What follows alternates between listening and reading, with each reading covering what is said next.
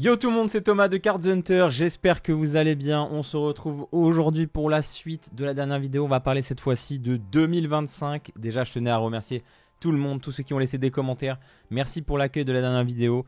Je vois que vous aimez toujours le contenu de cette chaîne, que vous aimez mon franc-parler, que vous aimez le fait que je ne cache rien et que je dise les choses sur cette chaîne. Et pour ça, merci beaucoup. On va continuer comme ça encore cette belle année 2025. Dans cette vidéo, on va parler de 2025. Déjà, il y a eu un énorme leak qui nous révèle tous les produits Pokémon qui vont sortir cette année. Je vais pouvoir vous dire dans cette vidéo quelle série sera Team Rocket à 97% de chance. Je sais maintenant si Team Rocket est une .5 ou une série classique, on va en parler. D'ailleurs, vous allez être surpris parce que Team Rocket, ce ne sera pas une série qui contiendra que la série Team Rocket.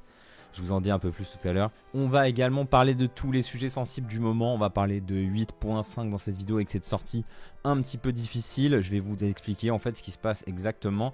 On va également parler des dramas qui arrivent dans la communauté Pokémon. Et oui, rappelez-vous bien, des gens avaient fait des précommandes pour des displays Évolution Céleste pour ce début d'année. Il y a 2-3 autres petits sujets aussi.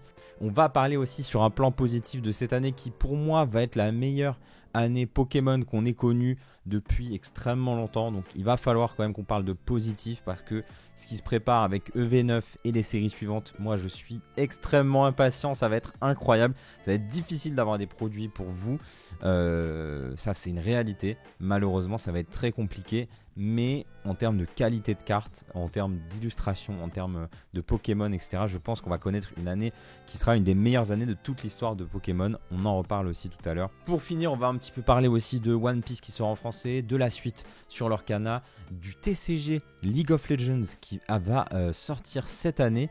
D'ailleurs, je vous ferai une petite vidéo du premier coffret qui est sorti en Chine très bientôt, dès que je le reçois.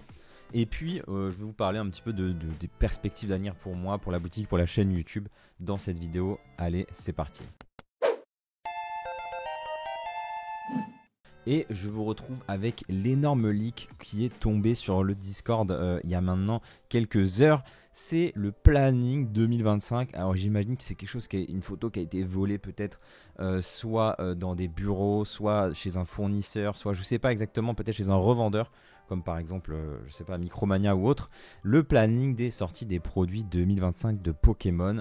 C'est très intéressant parce qu'on ne savait pas encore si Team Rocket allait être 10.5 ou EV10 éventuellement. J'ai décrypté le document et je peux vous affirmer à 90% que Team Rocket sera EV10 et qui sort fin mai. Je vais vous expliquer pourquoi je pense tout ça et on va décrypter tous les produits qui vont sortir sur cette année. Déjà, on peut commencer avec les sorties de février, on les connaissait déjà, on a les Minitines et le coffret de rangement. Ça, c'est 8.5, c'est les deux items qui vont sortir, dont le coffret de rangement qui est un nouvel item. On avait déjà vu des images, on a aussi l'ETB qui a été décalé de 17 janvier à mi-février. Et on aura des nouvelles Pokébox, ce sont des Pokébox avec Kyogre notamment qui sont très sympas, je vous les affiche juste ici. Ensuite en mars on aura les bundles de 8.5, on aura un nouveau duo pack, j'ai entendu dire, à confirmer, que ce serait 2 boosters épée bouclier, donc très bon duo de pack éventuellement. Les decks des championnats du monde, ça on les a tous les ans, voilà. Et des Teen Cubes, je vais vous mettre le visuel qui ont été révélés il y a quelques heures également. Fin mars on aura EV9, EV9 qui je vous rappelle sort fin janvier au Japon, donc dans seulement quelques jours à l'heure où je vous tourne cette vidéo et où elle sort, on aura EV9 qui va sortir au Japon. Donc on a à peu près 2 mois après la série. Et je vous rappelle également que EV8 était sorti en novembre, donc c'est un écart énorme, on est à 4 mois d'écart, même un peu plus de 4 mois d'écart entre la sortie de V8 et de V9, c'est inhabituel. Et cet écart va être rattrapé parce qu'on a seulement 2 mois après EV10 qui va sortir fin mai, on en reparle tout de suite. En avril, on a un coffret X spécial collection et un coffret super premium collection, également un coffret premium, donc le coffret spécial collection et coffret premium ont été révélés à l'heure où je vous tourne cette vidéo il y a également quelques heures. Donc je vous affiche les images, très sympa. Ce qui est très cool à noter pour le coffret X Special Collection qui est le coffret Dracofeu, on a la Jumbo qui est une carte lenticulaire, c'est-à-dire qu'en la tournant, en l'orientant, normalement elle devrait peut-être bouger ou en tout cas des illustrations devraient apparaître. Donc vraiment très sympa ce coffret. Les Minitines, on les a pas encore révélés mais ça s'annonce toujours sympa avec des beaux visuels sur les teens comme d'habitude. Et le coffret Super Premium Collection, normalement, ce serait un coffret 8.5. À savoir que tout ce que je vous dis ici est à prendre avec des pincettes. Alors pour l'instant tout est quasi sûr là de ce que je vous ai dit jusqu'à maintenant. Pour la suite on va faire des suppositions. Donc voilà, vous pouvez faire aussi vos prédictions dans les commentaires, il veut dire si vous pensez que je me trompe ou pas sur quelque chose, et on verra dans quelques mois. Pour l'instant, je pense que je suis plutôt dans le bon. Donc on a également un coffret accessoire qui sort le 25 avril. Donc voilà, c'est peut-être celui-là avec la pochette Evoli que je vous ai montré. On a également un coffret Combat de Ligue, ça je sais pas trop quoi vous dire dessus. D'ailleurs, je reviens sur la sortie de EV9 le 28 mars. Il y a également un coffret X en plus de l'ETB, des displays, des tripacks, des blisters. Le coffret X avec Zacian qui est très sympa, je vous l'affiche juste ici. Ensuite, on va rentrer dans la partie qu'on ne connaît pas à partir de mai. C'est-à-dire qu'on n'a pas vu de visuel, on n'a rien vu encore. Et ensuite, le 30 mai, nous aurons la sortie de EV10 en français. Maintenant, je vais vous expliquer pourquoi je pense que EV10 est la série Team Rocket. Alors tout d'abord, le 14 mars au Japon, on a une série qui s'appelle Heatwave Arena qui sort, qui continuera normalement les Pokémon des dresseurs. On aura notamment Cynthia avec son Karchakroc à l'intérieur et d'autres dresseurs avec leurs Pokémon, donc ça va être très très cool. Et le 18 avril, on a la série Team Rocket qui sort au Japon. Ensuite, en mai, on n'a pas de série qui sortent au Japon. Et en juin, on aura Black Bolt et White Flare au Japon. Une autre chose, on a la sortie de la Switch 2 qui devrait être annoncée début avril. Et des rumeurs qu'on entend, la sortie de la Switch 2, ce serait autour du mois de juin. Et on a d'autres rumeurs qui ont été entendues, ce serait des remakes des jeux noirs et blancs qui sortiraient autour de ces dates-là, en tout cas cette année, et ce serait logique de nous faire une sortie Pokémon sur la Switch 2. Donc ce qui va se passer, c'est tout simple, c'est que notre série EV10, elle va comprendre Heatwave Arena et The Glory of Team Rocket. Donc il y aura 2 séries dans notre série Team Rocket, ce qui est assez classique d'avoir 2 séries japonaises dans une série française. Donc on verra comment la série s'appellera, parce qu'il y aura à la fois des Pokémon de la Team Rocket et sûrement d'ailleurs également on va continuer avec les Pokémon des dresseurs, j'imagine, sur cette série. C'est-à-dire que je m'attends à avoir le persan de Giovanni, je m'attends à avoir peut-être le Smogogo de JC James ou le Meowth de JC James, je ne sais pas. Mais je m'attends à ce qu'on continue à avoir des dresseurs avec leurs Pokémon, au moins sur ces 2 séries EV9 et EV10, et peut-être même sur la suite, ça on ne sait pas. J'espère en tout cas parce que j'aime beaucoup. Un autre indice important, c'est qu'en juillet, la série 10.5 sortira avec 2 visuels de TB et on aura bien entendu de grandes chances d'avoir une TB Reshiram, une TB Zekrom. Ça a énormément de sens avec la sortie de Black Bolt and White Flare qui sont des séries, on sait déjà, sur noir et blanc qui sortent au Japon. Donc c'est une évidence en fait quand on regarde un peu plus près que EV10 sera la série Team Rocket et que 10.5 sera une série sur noir et blanc. Et ça s'annonce incroyable. Je ne sais pas si vous êtes hype pour cette annonce, mais le fait que EV10 soit la série Team Rocket, ça veut dire qu'il y a quand même de grandes chances que vous puissiez tous vous procurer des displays, des ETB, etc. de cette série. Il y aura quand même des grandes quantités à mon avis. Et ce sera plus simple que une série .5. Il y aura moins de hype sur aussi la série .5 suivante qui s'annonce, je pense, très sympa. Mais on aura un petit peu plus de répit et on va avoir des displays Team Rocket. Ça va être incroyable. Ensuite, en juin, on a un mois très très calme avec un coffret X et un coffret Premium. On espère que ces coffrets-là reprennent des visuels de la Team Rocket. Ça peut être très sympa. Et du coup, le 18 juillet, on a la sortie de 10.5 qui sortira normalement avec des mini-tins, un coffret poster, un portfolio avec 2 versions différentes. Donc j'imagine un portfolio Reshiram, un portfolio Zekrom. Les ETB, c'est la même chose. On aura ensuite en août un coffret 4 boosters, probablement également de 10.5, et les tripacks de 10.5 en 2 versions. À voir ce qu'on aura là-dessus. Et pour finir les sorties 10.5, on aura des bundles fin août avec en plus la sortie du calendrier des fêtes. Comme d'habitude, le calendrier de l'Avent, c'est un habituel maintenant. Et également un nouveau duo pack en août. Ça, on n'a pas encore d'informations. Ensuite, en septembre, nous aurons des nouvelles Pokébox. On n'a pas d'informations. Et le 26 septembre, la série EV11 qui arrivera avec son ETB. La série EV11, des informations qu'on a normalement, sera une série axée sur les méga évolutions. Au Japon, on a une série qui s'appelle Mega Brave et Mega Symphonia qui ont été annoncées sans date encore. Mais on peut s'attendre du coup à l'arrivée et le retour des méga évolutions sur cette fin d'année avec EV11 et probablement EV12 et également avec le nouveau jeu Légende Arceus ZA. Donc ça tout fait sens en fait, tout s'emboîte parfaitement. Ensuite en septembre on aura un coffret premium figurine qui sort.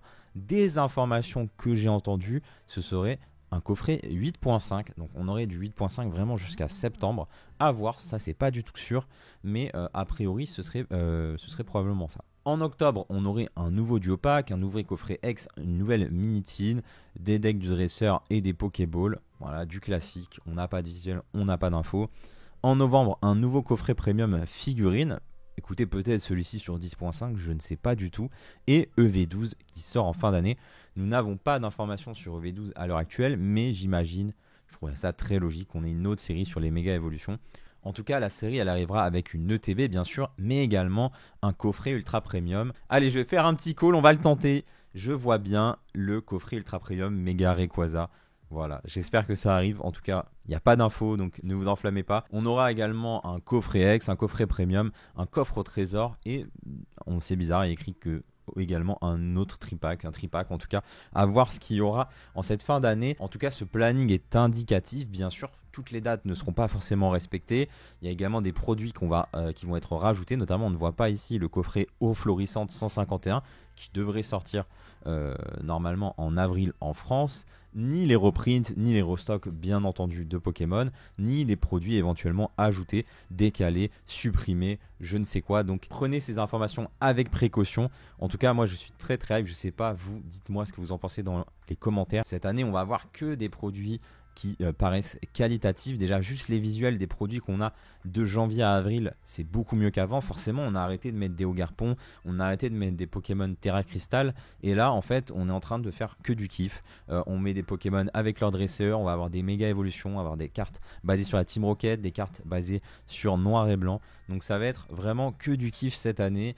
J'ai très très hâte d'en voir plus, je vous tiendrai bien sûr au courant. Maintenant qu'on a vu le planning de 2025 qui s'annonce incroyable, on va un petit peu parler des choses qui fâchent avec ce qui se passe en ce moment sur 8.5.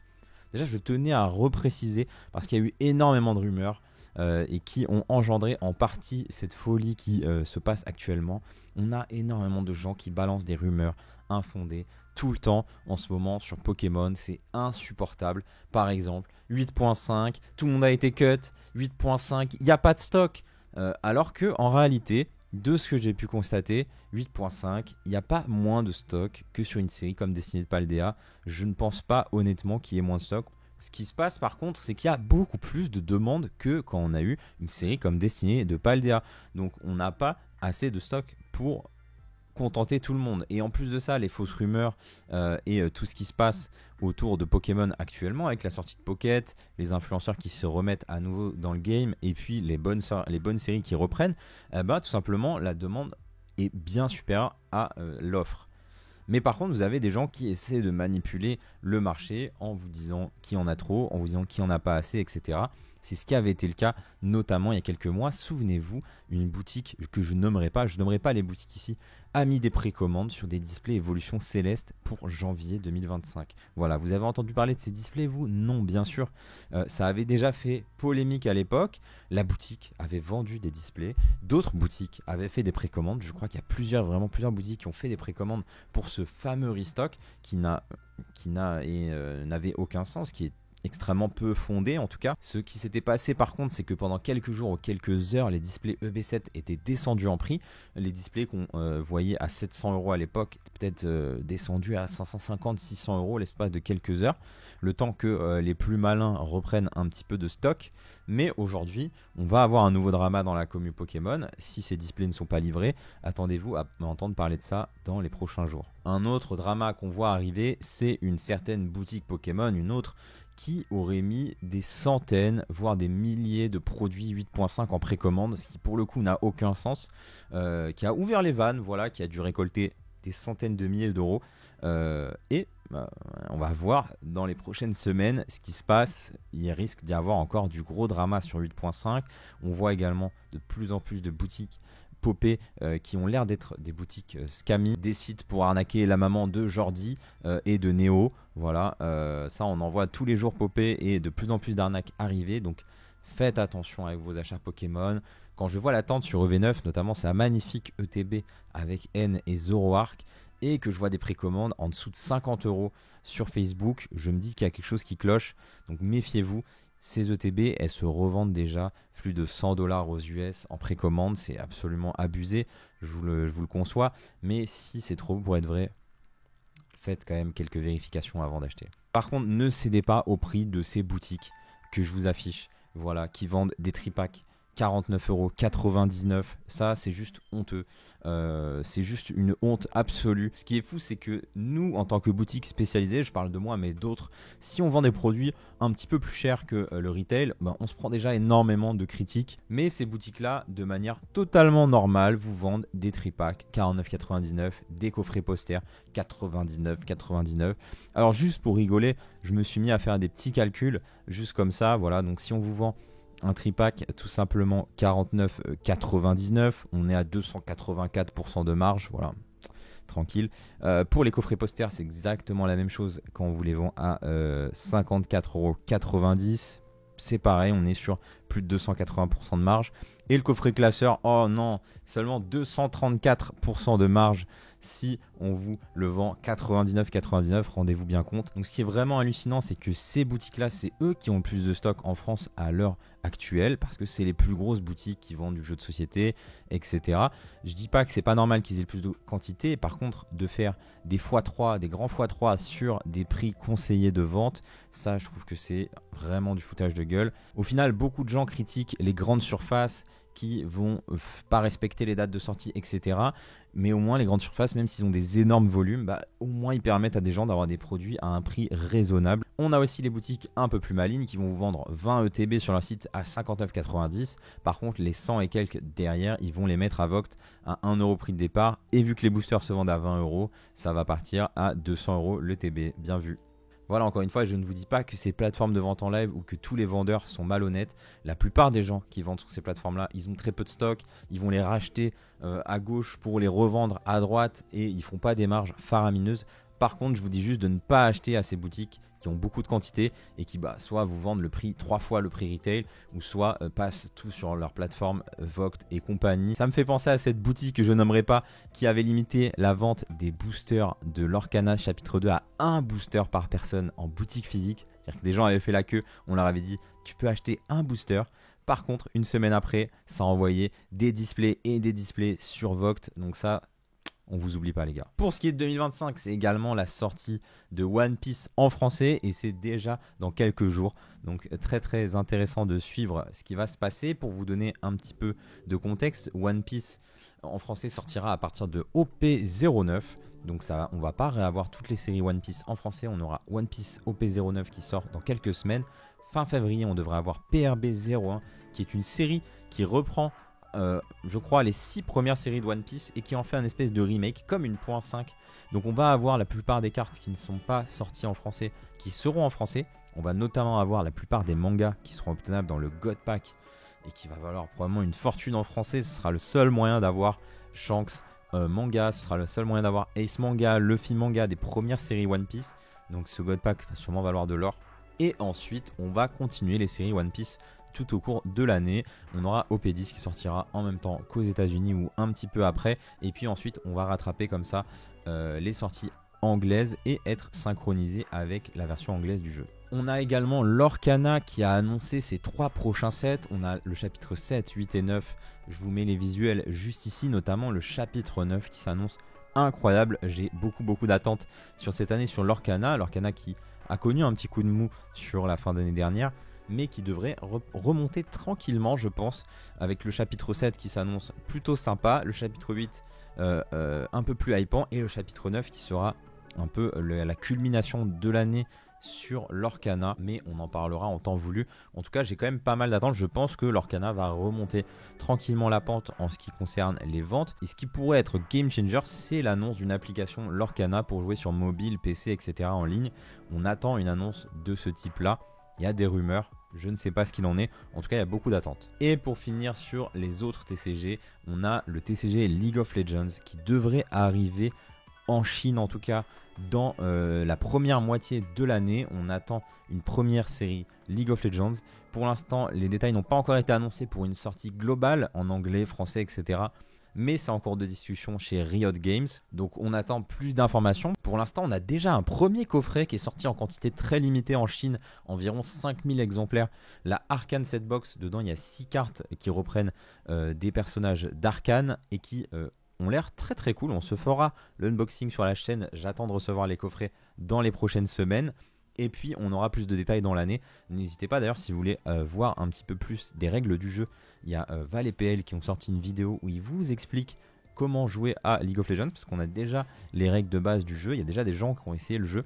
Donc très intéressant, je vous conseille d'aller voir ça. Pour l'instant, ce TCG a pour nom de code Project K. On devrait en apprendre un petit peu plus dans les semaines qui arrivent. J'ai vraiment hâte d'en savoir plus. En tout cas, leur ambition est que ce soit un jeu compétitif. Et on sait que Riot Games sont très forts pour créer des jeux compétitifs et pour créer une hype avec un circuit organisé, des tournois, des cash prizes, des rediffusions en live, etc. Donc peut-être enfin faire passer les TCG au niveau au-dessus en termes de contenu compétitif. Ça peut être très cool. Imaginez l'AK Corp ou imaginez Gentlemates qui lance une équipe du TCG League of Legends. Est-ce que ce serait pas incroyable? Donc à voir, c'est de belles perspectives d'avenir pour le TCG. Pour ce qui est des événements cette année 2025, on sera à Gala TCG, ce sera fin avril, on sera au Belgium TCG, ce sera courant juin. Et puis s'il y a une autre édition du Royaume TCG, on sera évidemment là. Pour ce qui est des autres événements, je vous l'avais déjà dit, mais je m'envole vers les États-Unis pour aller à la Collectacon Los Angeles. Alors malheureusement, il y a des incendies de fou à Los Angeles en ce moment. On espère que ça ira mieux d'ici là. Mais en tout cas, on va aller sur cette convention pour faire des deals, pour faire des achats. Et on vous emmène avec nous. Ça va être trop cool. Et je devrais repartir au Japon en fin d'année normalement. Donc bien sûr, je vous emmènerai avec moi pour quelques vidéos. Et pour 2026, peut-être la Chine. C'est un pays que j'aimerais vraiment découvrir un jour pour sa culture, pour sa nourriture bien sûr. Mais ça sera aussi l'occasion de faire quelques vidéos sur place. Donc on verra ça dans un petit moment. Pour ce qui est de 2025, moi j'ai un projet que j'aimerais vraiment réaliser. Ce serait celui d'organiser des petits événements ensemble, peut-être une fois par mois. Par exemple un après-midi, le premier samedi ou le premier dimanche du mois. De se retrouver dans un endroit en région parisienne. Que moi j'ai un petit stand où je puisse vous vendre des cartes. Que vous puissiez venir faire des échanges, rencontrer les autres gens de la communauté, que pourquoi pas il y a des copains aussi à moi comme Idir ou d'autres gens qui puissent venir avec leur petit stand aussi vous vendre des cartes, ou pourquoi pas même des créateurs. Voilà un petit moment une fois par mois pour se réunir, pour faire des échanges, pour vous vendre des cartes, pour aussi vous acheter des cartes, et puis également pour tourner ces vidéos vendeurs POV que vous aimez tant et que moi j'aime tant. Donc ça pourra permettre de faire une vidéo comme ça au minimum tous les mois, et en plus de ça de vous rencontrer de manière régulière et de pouvoir vraiment s'organiser des petits événements. Ça peut être très cool. J'ai pas de détails encore à vous donner, je suis en train de voir un petit peu en off, essayer de trouver un endroit qui pourra accueillir ces événements, essayer de trouver comment organiser ça. En tout cas dites-moi si ça vous plairait et si vous comptez venir à ces événements, si ça voit le jour. J'espère que ça arrivera. Sur un autre plan positif, on a Samy, notre alternant, qui est arrivé il y a quelques semaines. On a Tiffany qui a commencé en début de semaine son CDI chez nous. Donc pour l'instant, tout se passe bien. J'espère que l'équipe va se souder, qu'on va faire un taf monstrueux. En tout cas, je vois déjà tout changer à 4. On avance sur plein de sujets qu'on avait un peu laissé à la traîne, et je pense qu'on va pouvoir vous sortir une quantité de cartes impressionnantes sur la boutique parce qu'on a tellement de stock qui dort dans les placards. J'ai hâte de vous proposer tout ça. On continue bien sûr les rachats. Donc n'hésitez pas, si vous voulez vendre votre collection ou des cartes, à nous contacter à rachat@cardshunter.fr. On a peut-être cette année la meilleure année de l'histoire de Pokémon en termes de qualité de cartes, quantité, de hype. Voilà, je m'attends à ce que cette année soit exceptionnelle sur Pokémon. Je m'attends à ce qu'elle soit aussi vraiment très très bien sur tous les autres TCG et sur les nouveautés qui arrivent. J'ai vraiment beaucoup d'attentes pour cette année. Je sais que les quantités de stock, le fait de vous battre pour du stock, ça va être très compliqué. J'espère que vous y arriverez. J'espère que tout le monde aura la quantité qu'il veut de chaque série Pokémon. Voilà, j'espère vraiment qu'on va réussir à avoir plus de prints au Japon, plus de prints en France d'ici la fin d'année, et qu'on ait des reprints nombreux également sur les séries. J'espère, et je suis positif sur le fait que ça va aller mieux dans le temps, et qu'aujourd'hui on a quand même des alternatives. Voilà, si vous ne trouvez pas de français, vous pourrez peut-être trouver de l'anglais, du japonais, du chinois, et pourquoi pas même du coréen, du thaïlandais, etc. On a beaucoup d'alternatives aujourd'hui, et des alternatives de plus en plus cool. Vraiment, le chinois, ça va être l'année également du Pokémon en chinois, hein, avec toutes les exclusivités qui ont été annoncées juste sur ce début d'année. On va en reparler dans la vidéo spéciale sur Pokémon chinois. Donc voilà, globalement, je suis très positif pour cette année. Même si ce début d'année a été un petit peu difficile, j'ai vu pas mal de gens dégoûtés de Pokémon. Ça fait des années qu'on a ces phénomènes-là, tous les 2-3 ans. Et bah, si le récent vraiment vous dégoûte de Pokémon, plongez-vous sur l'ancien, il y a énormément d'anciennes cartes, il y a des sets incroyables. J'ai fait une vidéo sur Wizard, j'ai fait une vidéo sur e-Series, il y a des sets magnifiques de Pokémon. Et il n'y a pas spécialement de hype actuellement. Si vous voulez vous acheter du Wizard en japonais sur notre boutique, les prix n'ont pas monté. Si vous voulez vous acheter du Diamant et Perle, du Platine, etc., il y a encore de belles occasions à faire. Si vous voulez acheter des cartes de HGSS, XY, vous pouvez encore le faire, même s'il y a des cartes qui sont montées. Mais vous avez des belles opportunités sur l'ancien si vous voulez acheter des cartes, si vous voulez vous faire un beau classeur, c'est toujours possible et c'est pas ce qui se passe actuellement qui va changer les choses. Ça va faire monter les prix légèrement, bien sûr, mais la vraie hype, elle est sur les nouvelles sorties, elle n'est pas sur les cartes anciennes et du coup, c'est une vraie opportunité de se plonger sur des pièces d'histoire qui nous font autant vibrer. Voilà, merci à tous pour cette vidéo. On se retrouve très bientôt pour les prochaines vidéos. Donc je vais faire une vidéo sur la collection One Piece et également sur Pokémon en chinois. Ça arrive dans les prochaines semaines. Je vous souhaite à tous de passer une très belle semaine et on se retrouve très vite sur le Discord et sur les réseaux. Ciao.